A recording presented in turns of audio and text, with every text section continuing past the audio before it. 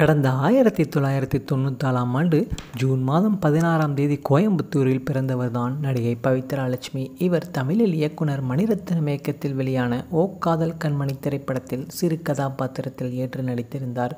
பிறகு தொலைக்காட்சி நிகழ்ச்சியில் கலந்து கொண்ட இவர் பிரபலமானார். அந்த வகையில் விஜய் தொலைக்காட்சியில் ஒளிபரப்பான குக் வித் கோமாளி என்ற நிகழ்ச்சியில் கலந்து கொண்டு 4ஆம் இடத்தையும் பிடித்தார். பவித்ரா ரசிகர்கள் மத்தியில் மிகப்பெரிய வரவேற்பை பெற்றவர். 2022ஆம் ஆண்டு 4 திரைப்படங்களில் நடித்திருந்தார். அதில் 2 திரைப்படங்களில் ஹீரோயினாகவே நடித்திருந்தார். காமெடி நடிகர் சதீஷ் நடிப்பில் வெளியான இந்த திரைப்படத்தில் அவருக்கு ஜோடியான படத்தில் ஹீரோயினாகவும் நடித்திருந்தார் நடிகை பவித்ரா. அதனைத் தொடர்ந்து மலையாளத்தில் உல்லாசம் என்ற திரைப்படத்தில் ஹீரோயினாக அறிமுகமானார். தொடர்ந்து யூகி மற்றும் ஜிகிரி தோஸ்து உள்ளிட்ட திரைப்படங்களில் நடித்தும் வருகிறார். தொடர்ச்சியாக பட வாய்ப்புகளுக்கு முயற்சி செய்து வரும் இவர் இணைய பக்கங்களில் அவ்வப்போது கிளுகிளுப்பான புகைப்படங்களை வெளியிடுவதை வாடிக்கையாக வைத்திருக்கிறார். அந்த வகையில் தற்போது குட்டியான பாவாடை அணிந்து கொண்டிருக்கும் இவர் தன்னுடைய கருப்பு நிற உள்ளாடை எட்டி பார்க்கும் அளவுக்கு பாதியாக வெட்டப்பட்ட காரின் இருக்கையில் அமர்ந்து கொண்டு போஸ் கொடுத்திருக்கிறார். அம்மணியின் இந்த புகைப்படத்தை பார்த்த ரசிகர்கள் காலை கொஞ்சம் கீழே போடுமா, கண்ணெல்லாம் கூசுது என்று கலாய் கருத்துக்களை பதிவிட்டு வருகிறார்கள் நெட்டிசன்கள்.